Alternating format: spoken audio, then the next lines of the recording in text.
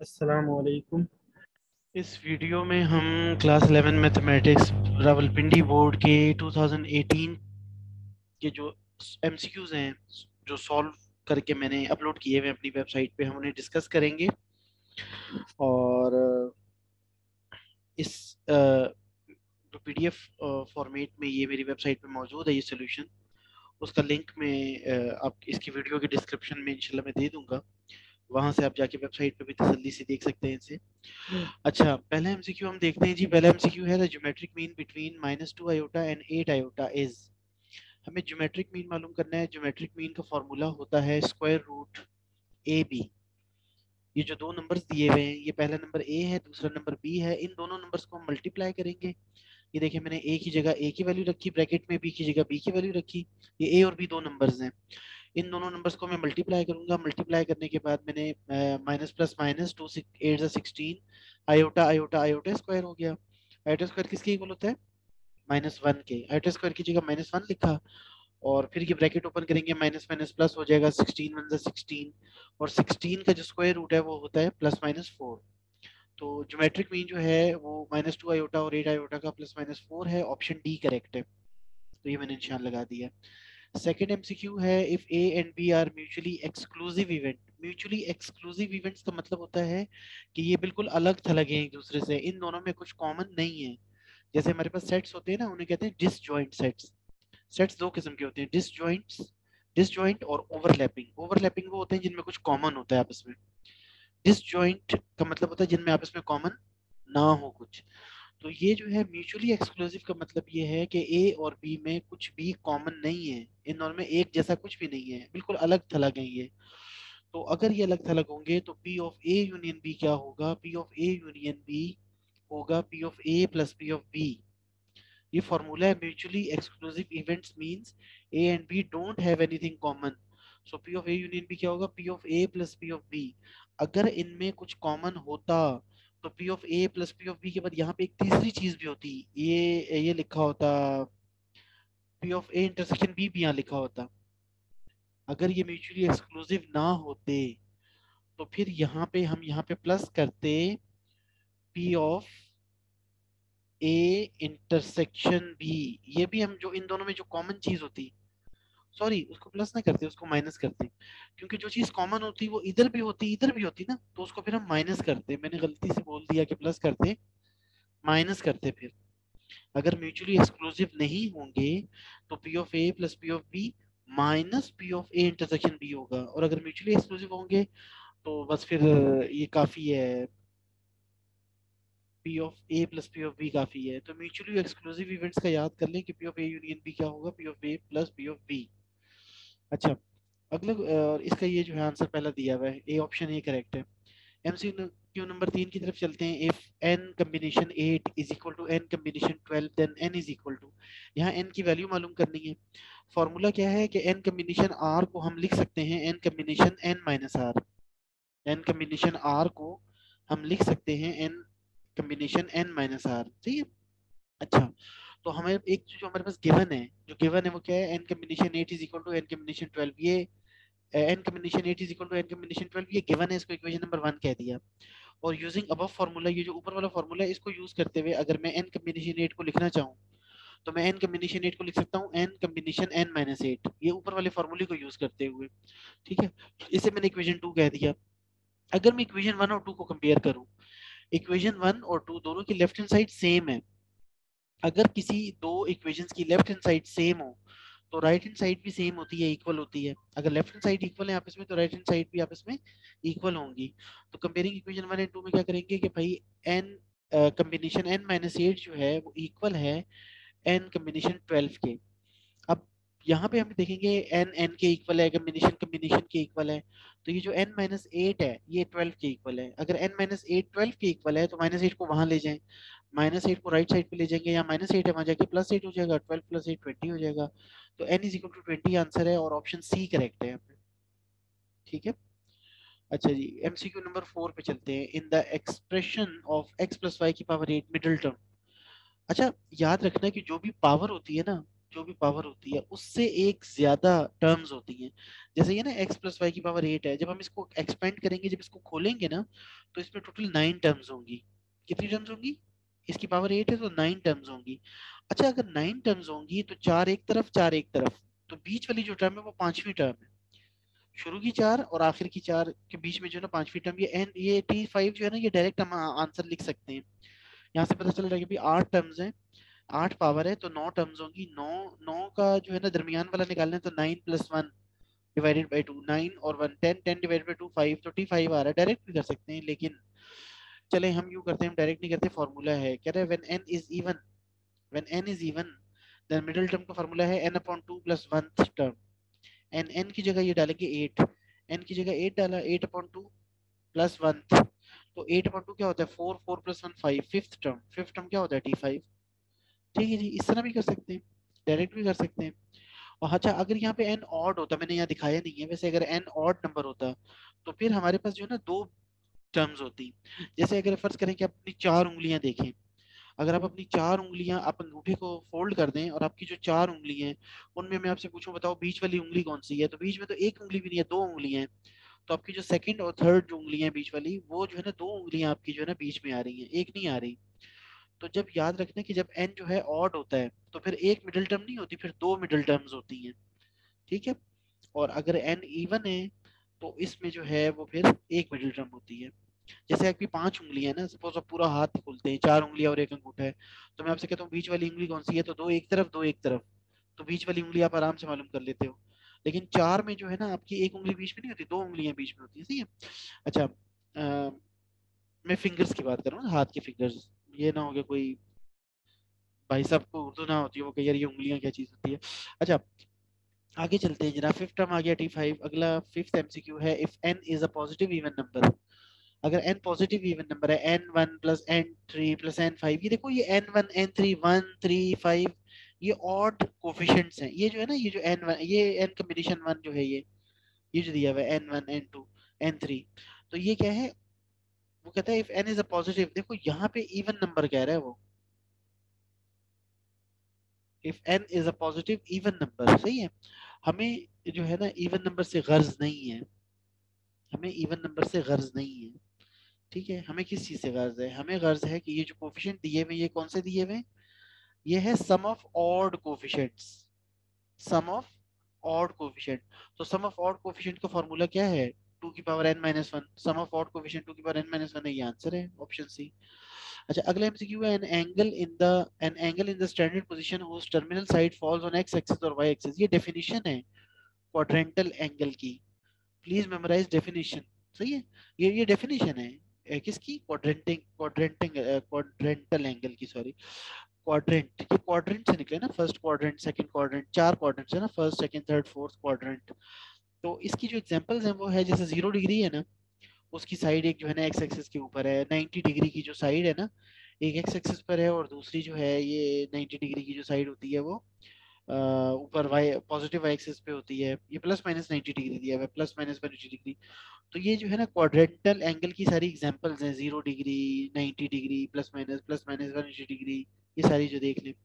अच्छा, cos pi plus theta is equal to, वैसे तो आप ये देख लें कि पाई के बाद 180 के बाद जो है ना ऑपोजिट हो जाता है ना, जो cos थीटा की जो भी वैल्यू है, ठीक है, cos थीटा की अगर फर्ज करें cos थीटा की वैल्यू cos थीटा पॉजिटिव है ना, cos थीटा, तो cos पाई प्लस जो थीटा है वो जो है ना माइनस cos थीटा हो जाएगा। लेकिन चले हम करके देख लेते हैं। फॉर्मूला है cos अल्फा प्लस बीटा, आपको आता है फॉर्मूला, ये cos alpha plus beta is equal to cos alpha cos beta plus sin alpha sin beta. जब cos का फॉर्मूला होता है और बीच में प्लस होता है तो दोनों cos अल्फा बीटा शुरू में आते हैं, फिर बीच में प्लस का साइन, अगर यहाँ प्लस का साइन है तो यहाँ प्लस का साइन होगा, या आई थिंक, चलें मैं ये देखूंगा, मुझे अभी शायद ये लग रहा है कि cos अल्फा प्लस बीटा में यहाँ पे माइनस का साइन होना चाहिए। अभी आई एम नॉट कंफर्म, मुझे क्योंकि मुझे तो ज़ाहिर फार्मूले याद नहीं है इतने अच्छे तरीके से। तो अच्छा, चले फिर भी असल में जो है ना ये बात वाले का असर इस वजह से नहीं हुआ कि ये साइन पाई जो है वो जीरो होता है ना, इसलिए ये प्लस है या ये वाला साइन जो है ये प्लस है या माइनस है, इससे हमें यहाँ फर्क नहीं पड़ा। लेकिन मैं फिर भी देखूंगा और इसको ठीक करूंगा। कि cos अल्फा प्लस बीटा का formula cos alpha cos beta minus sine alpha sign beta है या plus sine alpha sign beta है, इसका मुझे थोड़ा सा डाउट है मुझे कि यहाँ पे माइनस आना चाहिए। अच्छा, पर हमने क्या किया, हमने ये फॉर्मूला लिखा, इस फॉर्मूले में वैल्यूज पुट की। कॉस पाई जो है ना वो 180 होता है, सही है। तो कैलकुलेटर यूज करेंगे, कॉस पाई या कॉस 180 मालूम करेंगे, -1 आंसर आएगा। साइन पाई, साइन 180 मालूम करेंगे, 0 आएगा। जब इसको सॉल्व करेंगे तो ये तो 0 हो गया, और -1 से जब कॉस थीटा मल्टीप्लाई होगा तो minus cos theta, minus cos theta जो है, माशाल्लाह मैंने आंसर भी नहीं लगाया। क्वेश्चन नंबर 7 का ये ऑप्शन बी करेक्ट है। ठीक है, ये भी मुझे जो है ना जाके दोबारा इसको निशान लगा के और दोबारा से अपलोड करना पड़ेगा इस फाइल को। बहरहाल आंसर ये दिया हुआ है, ये रहा माइनस कॉस थीटा, लेकिन स्टिल यहाँ पे भी इसको हाईलाइट होना चाहिए था। अच्छा जी, अगला है रेंज ऑफ कोसाइन फंक्शन। याद रखिएगा, साइन और कोसाइन, कोसाइन कॉस को कहते हैं ना, पूरा लिखा हुआ है कोसाइन। कोसाइन जो है वो एक होता है साइन और एक होता है कोसाइन। तो कोसाइन को जो है ना शॉर्टकट में कॉस कहते हैं और साइन को साइन कहते हैं। तो साइन और कोसाइन जो है, साइन और कॉस दोनों की जो रेंज है वो -1 से लेकर 1 तक है। यानी मिनिमम वैल्यू जो है साइन और कोसाइन की -1 आती है, मिनिमम वैल्यू, मिनिमम आंसर जो आता है, और मैक्सिमम +1 आता है। तो -1 और 1 जो है ना ये रेंज है। बाकी ये ब्रैकेट चेंज है, ये जो ब्रैकेट है ये ऑर्डर्ड पेयर की है, ये ब्रैकेट यूज नहीं करनी। जब आप रेंज की बात करते हैं ना तो ये वाली जो है ना ब्रैकेट यूज करते हैं, स्क्वायर ब्रैकेट जो है, रेक्टेंगुलर या स्क्वायर जो ब्रैकेट है। तो बाकी आंसर सारे रॉन्ग है। ये वाली जो ब्रैकेट है इस -1 से 1 तक, हालांकि सब में -1 से 1 लिखा हुआ है, लेकिन ये ऑप्शन इस वजह से करेक्ट है कि यहाँ ब्रैकेट ठीक लिखी है, बाकी जगहों पे ब्रैकेट में गड़बड़ की हुई है। तो range of both sine and cosine function जो है ना -1 से 1 तक है। एमसीक्यू नंबर 9 है, in any triangle ABC are R1 R2 R3, इन तीनों, इन चारों का जो प्रोडक्ट है वो किसकी इक्वल है, पूछ रहा है वो। तो हमने क्या किया सोल्यूशन में, हमने ये R1 R2 R3 लिखे, इन सब की जगह ब्रैकेट्स में इन सब की वैल्यूज लिखी, मल्टीप्लाई किया, ऊपर न्यूमिनेटर्स को आपस में मल्टीप्लाई किया और डिनोमिनेटर्स को आपस में मल्टीप्लाई किया। तो ऊपर ये जो ट्रायंगल है डेल्टा डेल्टा डेल्टा, ये 4 दफा था, 4 पावर हो गई, नीचे s into S minus A into S minus B into S minus C. ये जो s into S minus A into S minus B into S minus C है, ये डेल्टा स्क्वायर के इक्वल होता है। ठीक है जी। तो इसकी जगह इसकी वैल्यू लिखी डेल्टा स्क्वायर से डेल्टा स्क्वायर कट गया, 2 पावर रह गई। तो इसका आंसर जो आ रहा है वो डेल्टा स्क्वायर आ रहा है, ऑप्शन सी।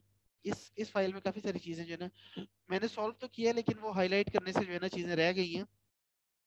बहरहाल इसका जो है ऑप्शन सी करेक्ट है, डेल्टा स्क्वायर। ठीक है जी।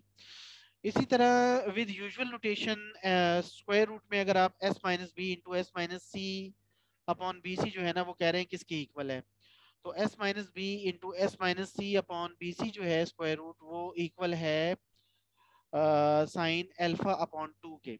ये फॉर्मूला आपने याद करना है। अच्छा, मैंने कैसे याद किया हुआ है, मैंने से याद किया हुआ है कि अब ये स्क्वायर रूट में जब जो है ना, अब यहाँ पे a नहीं है, ठीक है। एक तो मैंने ये पैटर्न याद किया हुआ है कि जब भी जो है ना s माइनस बी एस जो है ना s माइनस सी, या कुछ भी दो ब्रैकेट्स ऊपर होंगी और नीचे बी सी लिखा होगा, उन्हीं ब्रैकेट्स में जो यूज हो रहे हैं, जैसे ऊपर वाली ब्रैकेट में ये b है और ये c है, तो ये बी सी नीचे मल्टीप्लाई हो रहा है, और इस पूरी जो ये पूरा फॉर्मूला है इसमें a नहीं है।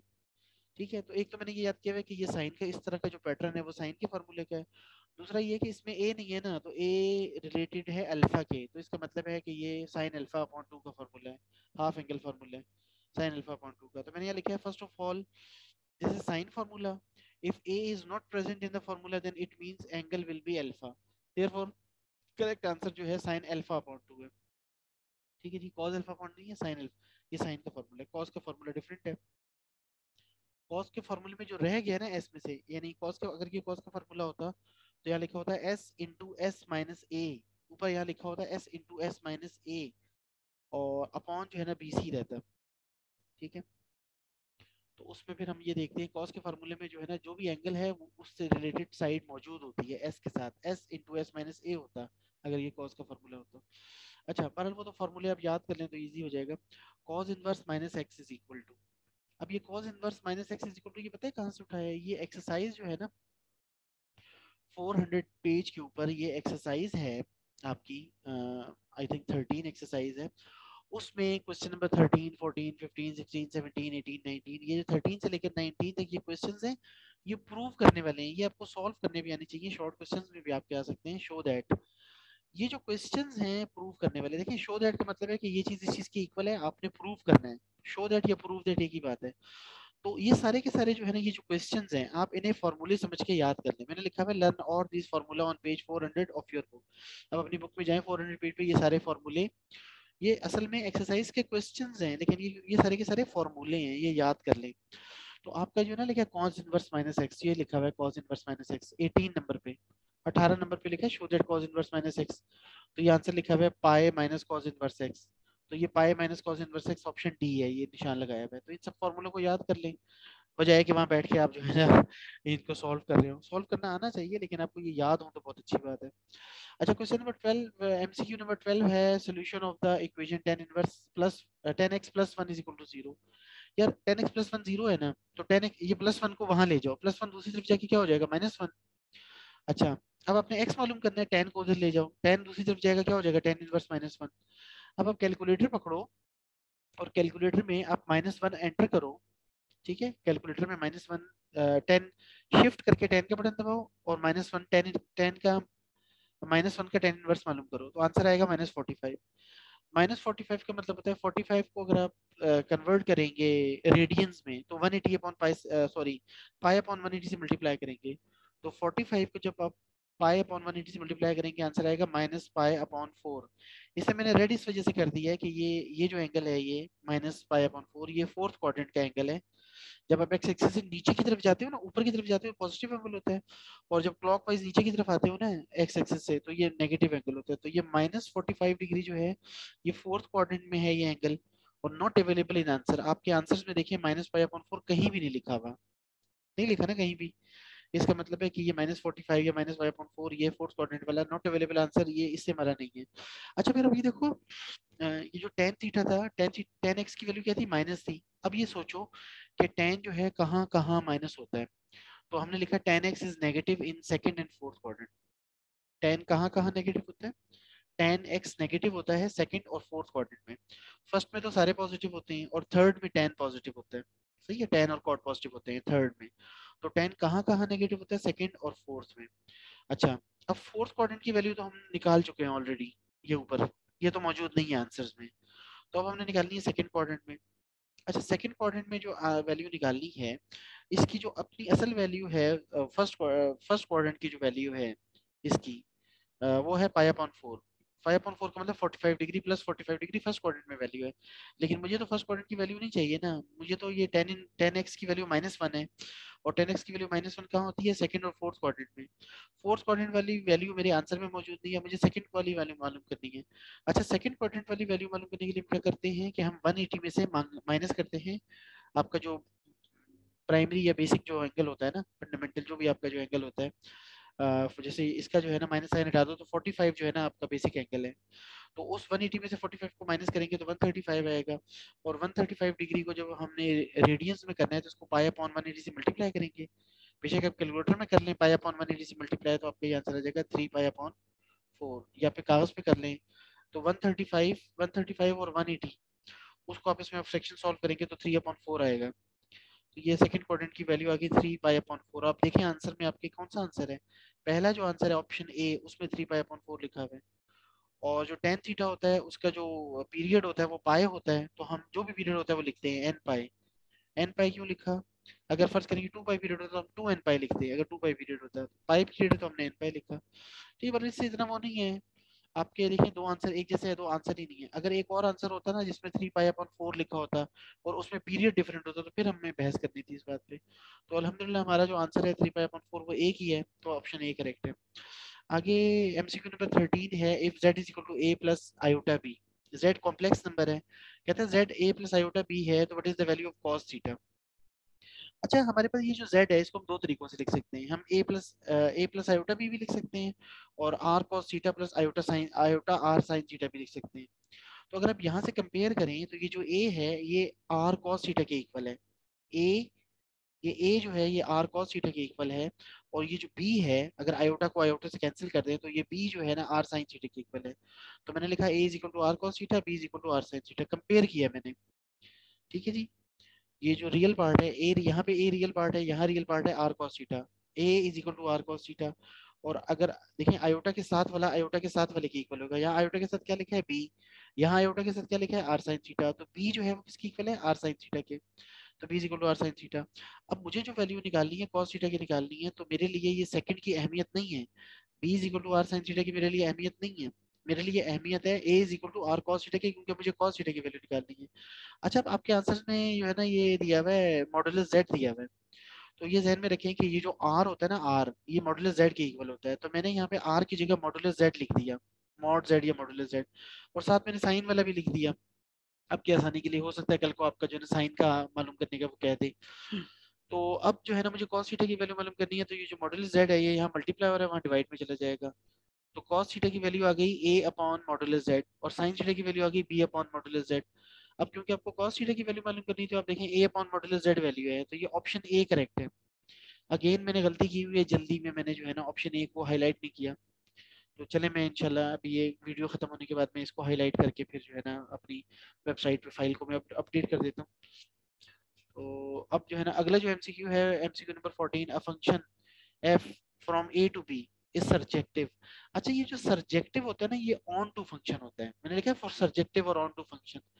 ये ऑन टू फंक्शन या सर्जेक्टिव सर्जेक्टिव फंक्शन में क्या होता है कि जो बाद वाला सेट होता है, ये जो बी सेट होता है बी, उसकी जो जो रेंज है ना, आपका जो फंक्शन है उसकी जो रेंज है वो बी के इक्वल होनी चाहिए। अब ये फंक्शन ए से बी है ना, तो रेंज एफ बी के इक्वल होनी चाहिए। और अगर ये फंक्शन फर्ज करें उल्टा होता, बी से ए की तरफ होता, अगर ये फंक्शन उल्टा होता, लाइक मैं कहता हूँ यार, अगर ये फंक्शन दिया होता कि जी हमारा जो फंक्शन है वो बी से ए की तरफ है, ऐसे है, अगर ये दिया होता तो फिर हमारा ऑप्शन ए करेक्ट होता, फिर रेंज एफ ए की इक्वल होनी चाहिए थी। तो जब भी हम बात करते हैं फंक्शन की, तो जो बाद वाला होता है सेकंड, ये पहला सेट है, और ये दूसरा जो एरो लगा हुआ है ये ए फ्रॉम ए टू बी, तो ये जो बी है, रेंज एफ जो है उसके बी बी के जो है ना इक्वल होनी चाहिए। तो range f is equal to b जो है ना ये आपका ऑन टू या सर्जेक्टिव फंक्शन के लिए। और इनटू फंक्शन एक और होता है, वो होता है इनटू फंक्शन, उसके लिए रेंज एफ जो है ना बी की इक्वल ना हो। देखिए दो ही बातें हैं ना, या तो रेंज एफ बी की इक्वल होगी या रेंज एफ बी की इक्वल नहीं होगी।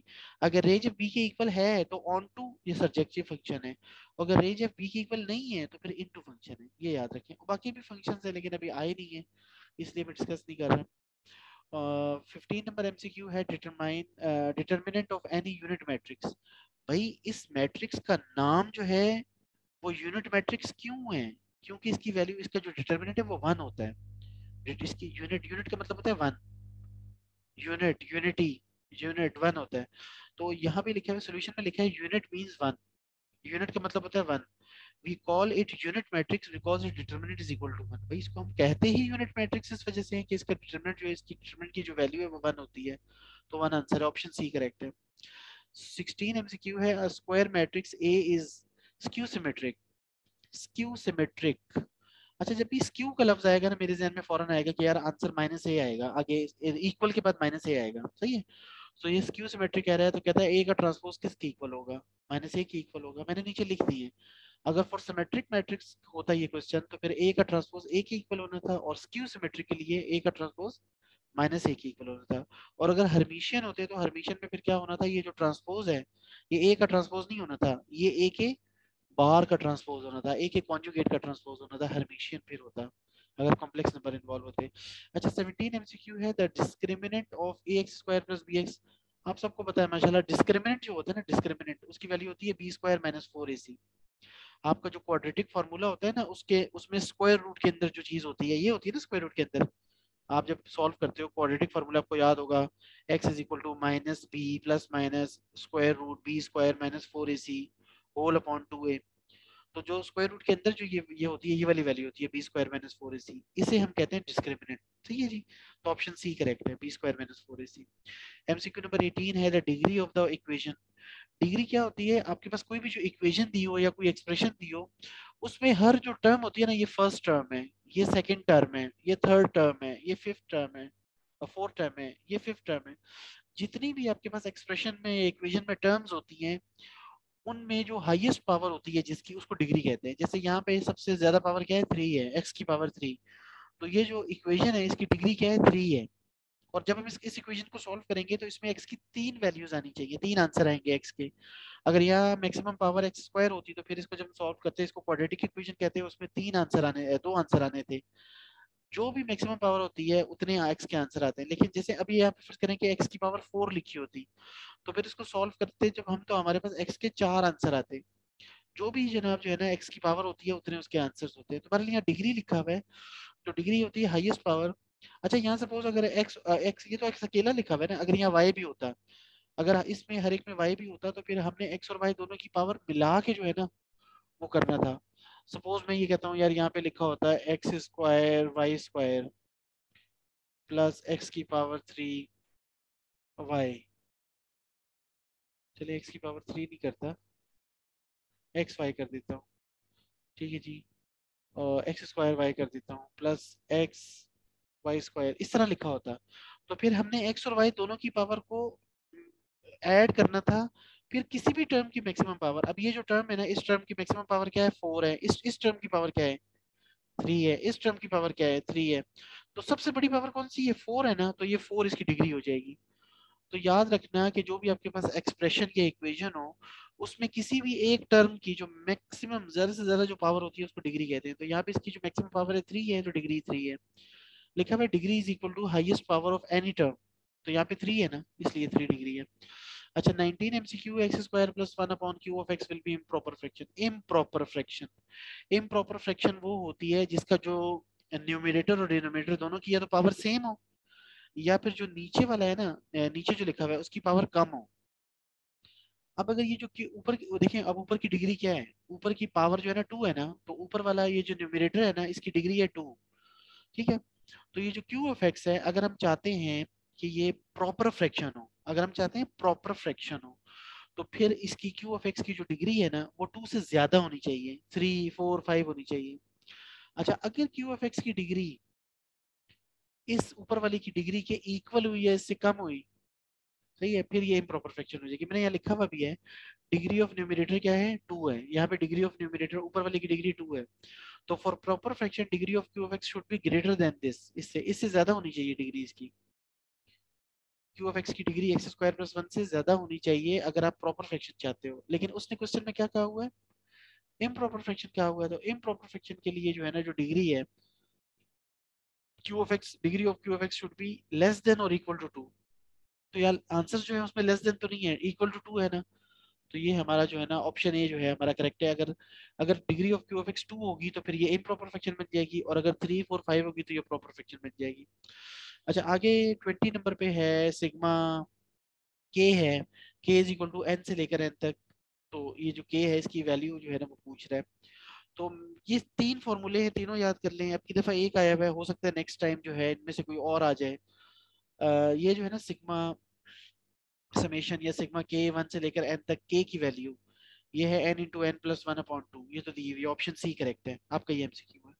लेकिन हो सकता है वो के की जगह के स्क्वायर लिख दे, के क्यूब लिख दे, तो के स्क्वायर का ये फॉर्मूला याद कर लें, के स्क्वायर का फॉर्मूला भी याद कर लें, और के क्यूब का फॉर्मूला भी याद कर लें। के क्यूब के फॉर्मूले को 2 तरीके से लिखा हुआ है, एन इंटू एन प्लस 1 का होल स्क्वायर अपॉन 4। और आप कहते हो नीचे मैंने पूरे का होल स्क्वायर करना है, ये जो 4 है 4 भी तो 2 का स्क्वायर है ना, फिर अगर पूरा होल स्क्वायर करना है तो एन इंटू एन प्लस 1/2 का होल स्क्वायर। ये दोनों एक ही चीज है, तरीका जरा डिफरेंट है। ठीक है, तो इसी के साथ हमारे जो है ना ये 20 एमसीक्यूज कंप्लीट हो गए हैं 2018 के। नेक्स्ट वीडियो इंशाल्लाह मैं थोड़ी देर बाद बनाऊंगा 2017 के एमसीक्यूज की। तो मिलते हैं इंशाल्लाह अगली वीडियो में। अल्लाह हाफिज।